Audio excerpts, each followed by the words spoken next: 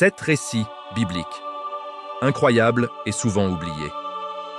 Nous avons tous lu les récits des miracles qui témoignent de la puissance de Dieu dans la Bible. Pourtant, au sein de ces 66 livres, l'Écriture recèle un certain nombre d'événements fascinants qui échappent souvent à l'attention. D'une grappe de raisin gigantesque à une ânesse douée de paroles, voici 7 histoires étonnantes que vous ne saviez peut-être pas que l'on trouve dans le livre sacré.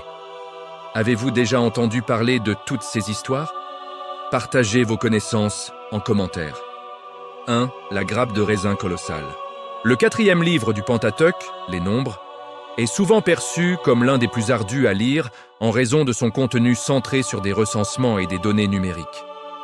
Néanmoins, il contient des moments narratifs qui comptent parmi les plus intéressants de la Bible. Au chapitre 13, 12 espions sont envoyés par Moïse dans le pays de Canaan pour une mission de reconnaissance essentielle.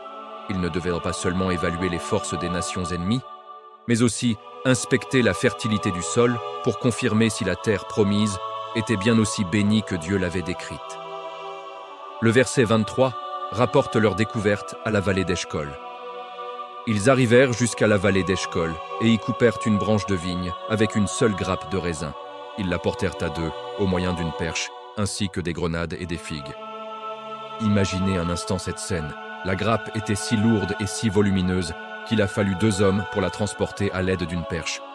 Face à des fruits d'une telle taille, il n'y avait plus de doute. La terre promise était d'une fertilité exceptionnelle, dépassant tout ce que le peuple avait pu imaginer. La promesse de Dieu était visiblement bonne. Ce fruit gigantesque est déjà une histoire extraordinaire, mais croyez-le ou non, le livre des Nombres recèle un récit encore plus invraisemblable qui implique la communication. 2. L'ânesse douée de paroles. L'histoire de Balaam, racontée dans Nombre 22, est l'un des passages les plus surprenants car il brise les lois naturelles. Balaam, bien que n'étant pas israélite, était un homme reconnu pour ses dons prophétiques. Il est convoqué par Balak, roi de Moab, pour maudire le peuple d'Israël. Alors que Balaam s'apprête à partir, il chevauche son ânesse, loin de se douter de ce qui l'attend. Un ange de l'Éternel, l'épée dégainée, se place sur le chemin, bloquant le passage. L'ânesse est la seule à percevoir la présence céleste. Elle tente d'éviter l'ange en s'écartant dans les champs, puis en se pressant contre un mur. À 3 reprises, l'ange obstrue le chemin, et les 3 fois, l'ânesse dévie ou se couche par terreur. Balaam, frustré par l'obstination de sa monture, la frappe violemment avec son bâton. C'est alors que survient l'événement véritablement surnaturel, rapporté au verset 28. Alors l'Éternel ouvrit la bouche de l'ânesse, et elle dit à Balaam, « Que t'ai-je fait pour que tu m'aies les frapper ces 3 fois ?» L'étonnant n'est pas seulement que l'ânesse parle, mais la réaction de Balaam. Au lieu d'être stupéfait, il se met à argumenter avec l'animal. « Tu t'es moqué de moi, si j'avais une épée à la main, je te tuerais à l'instant. » L'ânesse lui rappelle alors son service loyal, et l'ange de l'Éternel se rend finalement visible à Balaam. L'ange lui reproche d'avoir battu son ânesse et lui révèle que si l'animal n'avait pas dévié, c'est Balaam qui aurait été frappé à mort. En fin de compte, l'ânesse parlante a sauvé la vie de son maître. 3. La résurrection en série à la croix. Tout comme l'histoire de l'ânesse, l'évangile de Matthieu, au chapitre 27, contient un autre passage mystérieux et unique. Il ne concerne pas la seule résurrection de Jésus, mais une résurrection simultanée à sa mort. Nous savons que Jésus fut ressuscité après 3 jours et qu'il avait le pouvoir de ressusciter d'autres personnes. Mais une résurrection moins connue est mentionnée de manière presque anecdotique au moment de la mort de Jésus. L'évangile de Matthieu enregistre 3 événements dramatiques qui se produisent alors. Le voile du temple se déchire en 2. Un grand tremblement de terre secoue le pays, effet exceptionnel. Les tombeaux s'ouvrirent et plusieurs corps de saints qui étaient morts ressuscitèrent. Ils sortirent des tombeaux, entrèrent dans la ville sainte après la résurrection de Jésus et apparurent à un grand nombre de personnes. Matthieu 27, 52, 53. Ces versets sont les seules sources d'informations sur ces saints ressuscités. De nombreuses questions surgissent. Qui étaient ces personnes pieuses? Ont-elles subi la mort une seconde fois ou ont-elles été emmenées au ciel? Dans quel état se trouvait leur corps avant d'être ressuscités? Malheureusement, le texte biblique ne fournit aucune réponse. laissant ce miracle dans une totale ambiguïté. Quelles sont vos théories sur l'identité de ces saints? Répondez dans la section des commentaires. 4. La résurrection par contact osseux. Abordant le thème des miracles post-mortem, notre histoire suivante est un événement surnaturel qui se déroule dans 2 Rois, chapitre 13. Beaucoup connaissent les prophètes Élie et Élisée et savent qu'Élie fut enlevé au ciel par Dieu. Mais Élisée, son successeur, eut également un départ de ce monde et un souvenir posthume qui surprend de nombreux lecteurs. Les versets 20 et 21 nous décrivent ce qui est arrivé après la mort d'Élisée. Élisée mourut et on l'enterra. L'année suivante, des troupes de Moabites vinrent faire une incursion dans le pays.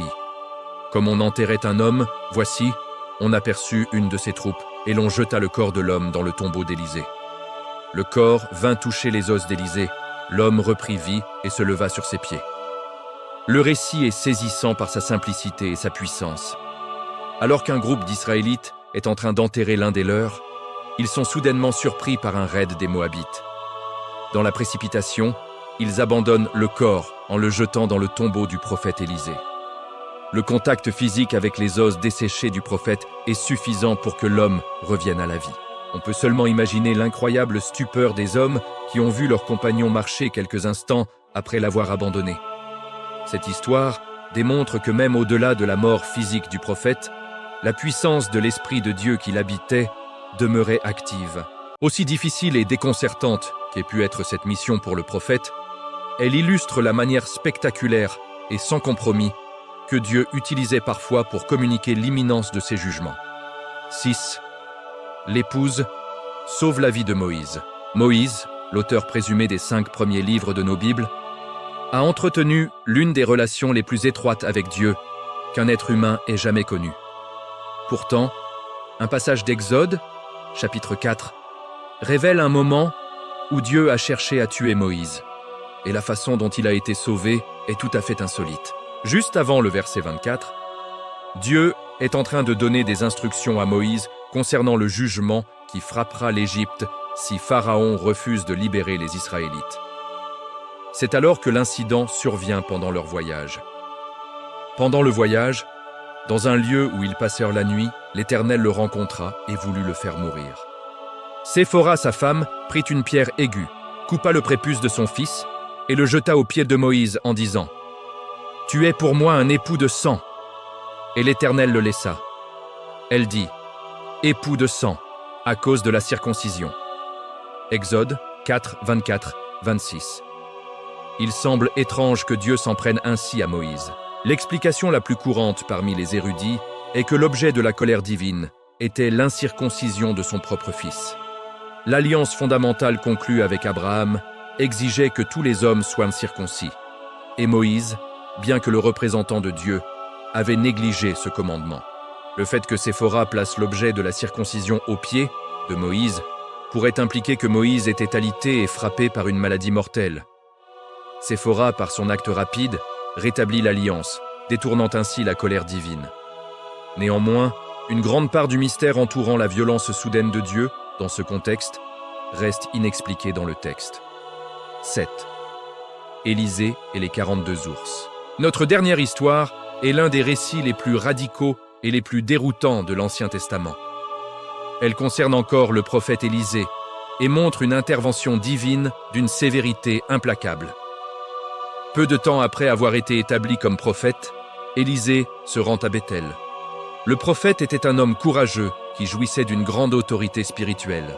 Alors qu'il voyage un groupe de jeunes hommes décrits par le texte comme des petits garçons ou des jeunes gens sort de la ville et se met à l'insulter et à se moquer de lui, se moquant de sa calvitie. « Monte, chauve, monte, chauve !» Cette insulte n'était pas un simple sarcasme personnel. Elle était un mépris pour son statut prophétique et semblait le renvoyer au sort d'Élie, qui était monté au ciel. Une moquerie envers le prophète était une moquerie envers Dieu lui-même. Le texte poursuit. Il se retourna pour les regarder et il les maudit au nom de l'Éternel. Alors, 2 ours sortirent de la forêt et déchirèrent 42 de ses enfants. 2 Rois 2, 23-24. Le chapitre se termine abruptement sur Élisée, poursuivant son chemin vers Samarie. Le châtiment est d'une sévérité qui peut choquer le lecteur contemporain, mais il souligne la gravité de l'irrévérence envers l'autorité prophétique et l'intervention immédiate de Dieu pour défendre l'honneur de ses serviteurs. Connaissiez-vous toutes ces histoires insolites? Laissez-moi un commentaire si vous avez d'autres suggestions de récits bibliques étonnants que nous devrions explorer.